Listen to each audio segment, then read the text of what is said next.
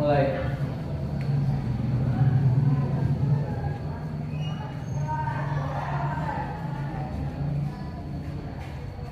Selesai.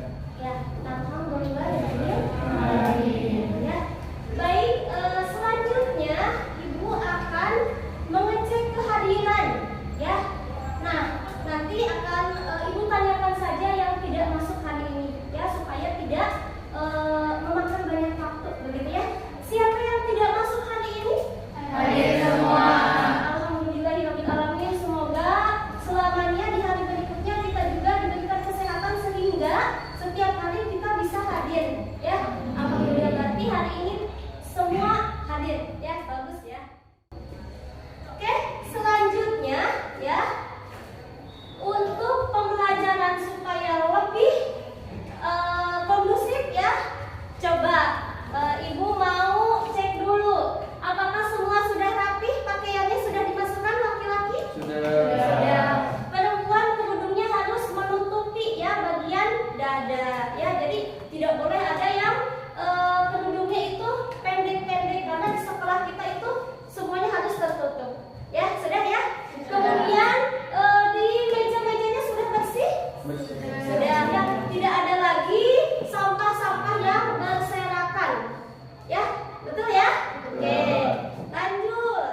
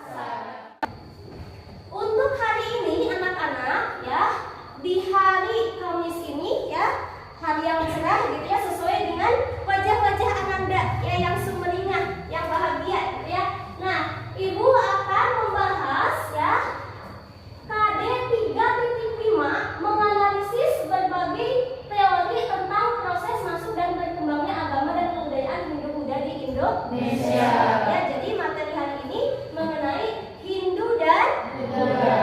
Ya. Nah, untuk IPK-nya ya 3.5.1 menganalisis teori-teori masuknya agama dan kebudayaan Hindu Buddha di Indonesia. Jadi nanti akan dibahas ya dan akan didiskusikan ya teori-teori masuk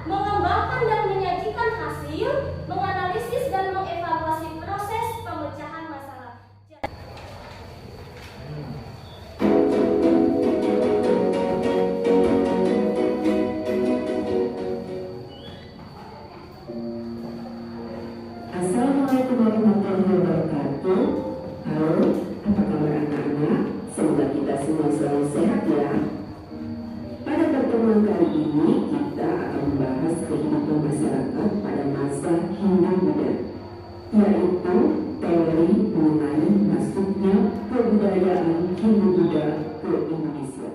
Bu, bagikan dulu LKPD-nya. Mana kelompok 1? Kelompok 2? Ini, Bu. Kelompok 3? Ini? Kelompok 4? Ya.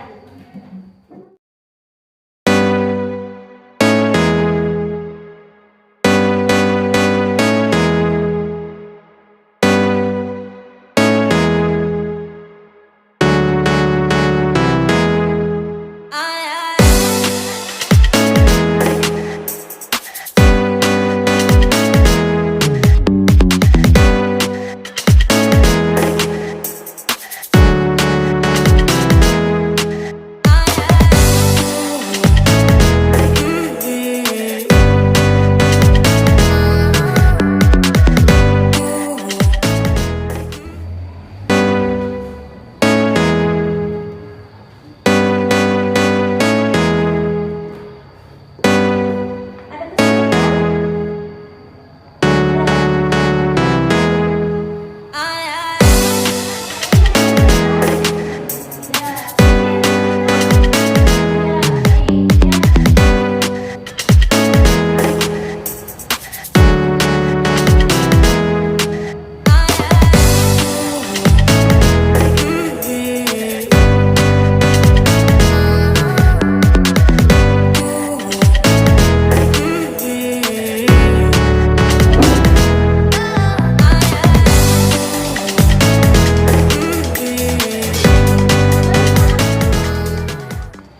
Baik, di sini saya akan menyampaikan materi tentang teori masuknya Hindu-Buddha ke Indonesia, yaitu teori Brahmana.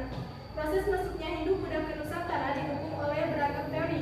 Sejumlah teori mengusung latar belakang perdagangan ke Nusantara. Sebagian lainnya mengemukakan latar peperangan di India sebagai faktor pendorong. Apa saja teori masuknya Hindu-Buddha ke Nusantara?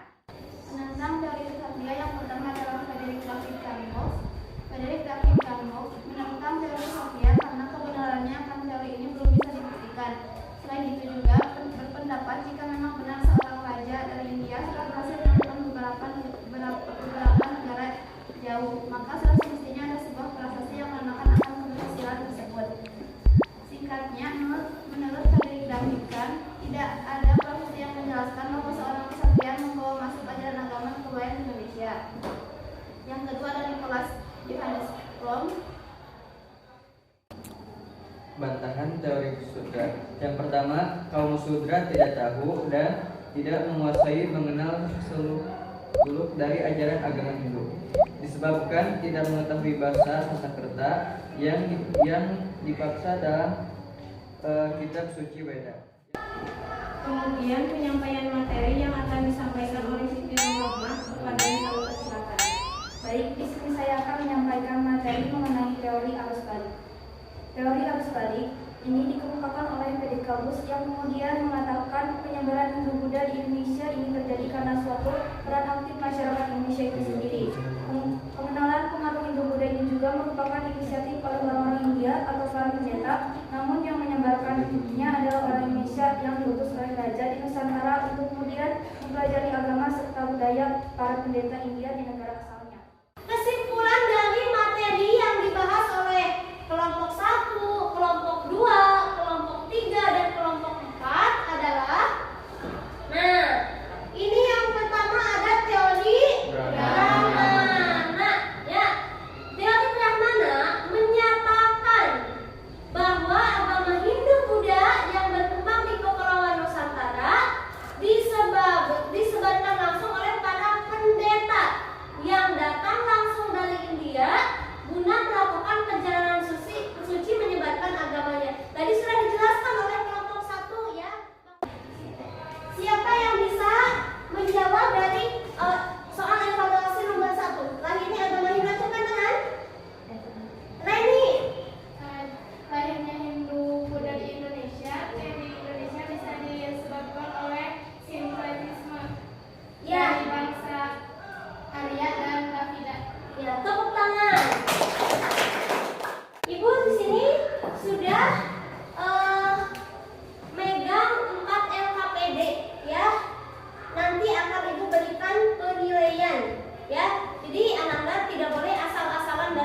kerjakan.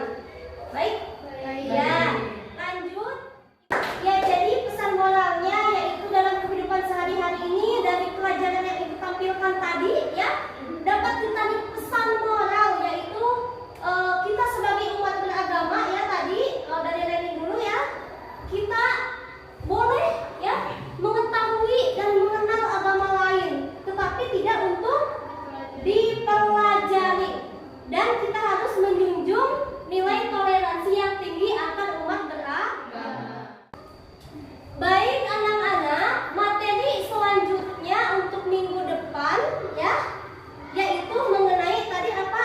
Pengaruh Hindu-Buddha dalam apa masyarakat di Nusantara. Ya, terima kasih, mudah-mudahan Ananda dan kita semua diberikan kesehatan sehingga bisa belajar dan semangat setiap hari. Ya, Ibu